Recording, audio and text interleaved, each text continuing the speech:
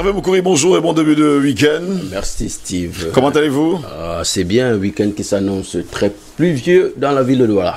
Oui, bah, vous êtes le père de la météo, donc forcément vous avez une idée. Vous avez une idée forcément de la météo pour ce week-end. Donc il va pleuvoir alors?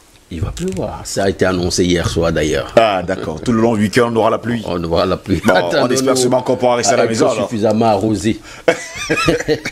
Eh bien, votre chronique de ce jour revient sur la rareté des cartes nationales d'identité et surtout des passeports. Je commencerai déjà par vous demander si vous en avez une carte d'identité. Oui, j'en ai une. Ça, c'est votre chance. Vous êtes parmi les chanceux. Je crois que il y avait ils disent oui. Bon, Biaz, lui, il a un récépissé. Non, il y a Alain qui vous dit non. Ah, bon, voilà déjà, il y en a ici. Bon, nous sommes peut-être 5 ou 6. Bon, ils sont nombreux là. Ils sont nombreux qui ont reçu un cachet ad vitam aeternam. Voilà, vous avez tout compris. Alors, nous aimons notre beau pays. Enfin, certains, il faut le reconnaître. Non, nous aimons notre pays. Nous chérissons notre terre chérie parce que doté d'une richesse incommensurable, le Cameroun nous rend heureux, il faut le reconnaître, mais certains Camerounais nous rendent malheureux. À cause de cela, nous perdons cette fierté de brandir notre carte nationale d'identité et notre passeport. Non pas parce que ces documents font honte, mais parce que bon nombre de Camerounais ne sont pas en possession de leur carte nationale d'identité ou de leur passeport. Non pas par négligence, davantage à cause de lenteurs administratives et surtout de la rareté de ces documents. La situation est d'autant plus préoccupante que face à l'insécurité grandissante dans le pays, des contrôles inopinés et même des rafles sont effectués dans les quartiers, notamment de la ville de Yaoundé. Et c'est devenu vraiment fréquent, ces contrôles et ces rafles. De nombreux compatriotes sont conduits ipso facto dans des cellules faute de papier d'identification. 2 ans que Dieu cette dure réalité et on est encore loin de sortir de l'auberge en dépit des assurances des autorités en charge de la délivrance des documents qui par ailleurs indexent également des réseaux mafieux. Aujourd'hui, obtenir la carte nationale d'identité, le passeport, c'est la croix et la bannière. À cause, dit-on, de la pénurie des talons, une situation qui expose donc les Camerounais aux extorsions et arnaques. Que de plaintes enregistrées ces derniers temps. C'est à se demander pourquoi rien n'est normal dans notre pays. Commençons par la carte nationale d'identité. C'est la longue attente pour l'obtention du précieux, on va désormais le dire, du précieux sésame. L'impression qu'on a est que de plus le temps passe, plus la situation s'empire et s'enlise. Rien ne laisse présager une issue certaine dans les prochains mois. Raison évoquée, je vous le disais un tout petit peu tout à l'heure, l'absence de matériel pour produire les cartes nationales d'identité. Les demandes s'accumulent dans les commissariats. Mais à côté du manque de matériel, relevons aussi un aspect qu'il ne faut pas négliger, le changement d'opérateur en charge de l'établissement des cartes nationales d'identité. Ne nous interrogeons pas sur les raisons de ce changement d'opérateur, tant il existe une opacité dans la gestion de ce dossier, d'où son blocage. Rappelez-moi tout à l'heure, on en parlera après cette chronique, Steve. Tout est donc au point de mort dans la délivrance de la carte nationale d'identité. Mais si les usagers souffrent, certains hauts gradés de la police se lèchent les babines, n'ayons pas peur de le dire, parce qu'ils tirent les marrons du feu. Comprenons-nous très bien. S'il est impossible d'établir des cartes nationales d'identité, c'est le cas avec les cartes de séjour. Et tenez-vous tranquille, pour ce qui est des cartes de séjour, c'est ce chiffre en milliards de francs CFA. Les milliards aussi, on les récolte dans la délivrance des passeports. Le prix du passeport est officiellement fixé à 75 000 francs. Ce n'est plus à 54 000. Bon, c'est 75 000 francs CFA. Non, okay. Pour un passeport normal, on va maintenant vous le délivrer après 6 mois. Alors, vous pouvez également donner 200 000 francs pour un passeport express délivré en 1 mois après le dépôt. Parfois en 24 heures. En 24 heures. Il y a également un autre passeport. Vous vous donnez 300 000 francs CFA pour un passeport Express Pro. Et là, vous l'avez, une affaire d'heures. De nombreux Camerounais d'ici comme de la diaspora saignent donc pour avoir le précieux document.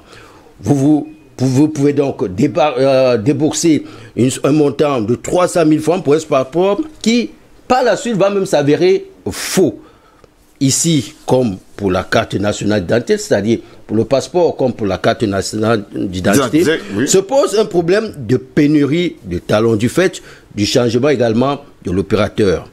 En 2019, l'entreprise britannique avec laquelle le gouvernement était en partenariat depuis plus de 40 ans a donc cédé la partie production à une autre entreprise. Alors, selon certaines sources, la nouvelle entreprise qui doit traiter avec le Cameroun se doit de faire un audit avant de pouvoir reprendre les actifs et le passif de l'ancienne structure. Mais soyons réalistes, 2 ans pour faire un audit, peut-être je n'en sais rien, alors qu'il y a des urgences. Le Cameroun, ou alors le gouvernement camerounais, est-il condamné à entretenir cette relation avec cette entreprise? Ne sommes-nous pas en mesure de mettre sur pied ici, même au Cameroun, une entreprise de la sorte pour éviter de pareils désagréments? Non, ça ne sent vraiment pas du tout bon. L'opacité qui entoure ce partenariat, n'est-ce pas, nous confond et nous laisse un tout petit peu dubitatifs. Alors, il faut tout de même rappeler qu'entre-temps, des milliers de Camerounais sont bloqués dans leur mouvement. Ceux de la diaspora, n'en parlons plus. Ils vivent un véritable calvaire lorsque leur passeport arrive à expiration.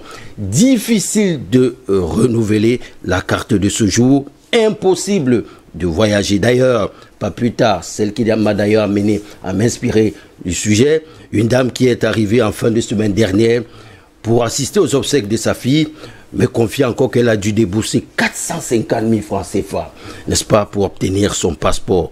La pauvre infirmière n'avait pas de choix. On va même dire que notre pays, c'est vraiment un très grand pays, il faut le reconnaître. En tout cas, ne pas avoir le choix, c'est toujours faire un choix. Hervé Moukouri, 450 000 francs pour avoir un passeport au Cameroun, ça commence à être un gros problème. De la diaspora, on a dit on va vraiment te faire... Et comme c'était une urgence, elle voulait vraiment ça en urgence, on a dit bon, on va d'abord te faire sortir un peu de sang pour que... Mais elle a dû le faire parce qu'elle tenait à être là. D'abord, elle a été bloquée par le Covid, la Covid-19, et ensuite maintenant, son passeport est arrivé à expiration, on lui a dit bon, madame, il va devoir mettre le paquet. Elle a dû mettre le paquet. Le problème, c'est que ma première carte nationale d'identité, je pense l'avoir eu en 1999. Et je suis arrivé au poste de police. C'était le même soir que j'ai eu cette carte. Voilà. Il fallait que je suis revenu l'après-midi pour avoir ma carte nationale d'identité. Et à cette époque, il y avait des calligraphes extraordinaires dans les postes d'identification. Et il suffisait juste, on vous prend votre taille, votre poids et tout ce qui va avec. Et le mec, il a assis, il vous la met avec une écriture extraordinaire. Vous reveniez aux alentours de 13h, on vous tendait votre carte nationale d'identité. Pourquoi nous embêter alors qu'il y a encore le papier, le carton qu'on pouvait faire?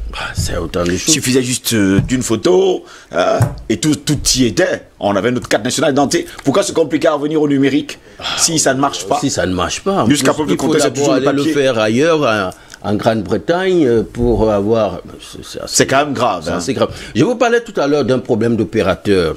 Je me souviens que mon beau-frère, c'était dans les années 99-2000, très très grand informaticien, l'un des meilleurs d'ailleurs. Avant de décéder, il travaillait à l'Union européenne. Alors c'est quelqu'un qui était une tête qu'on recherchait vraiment en Europe.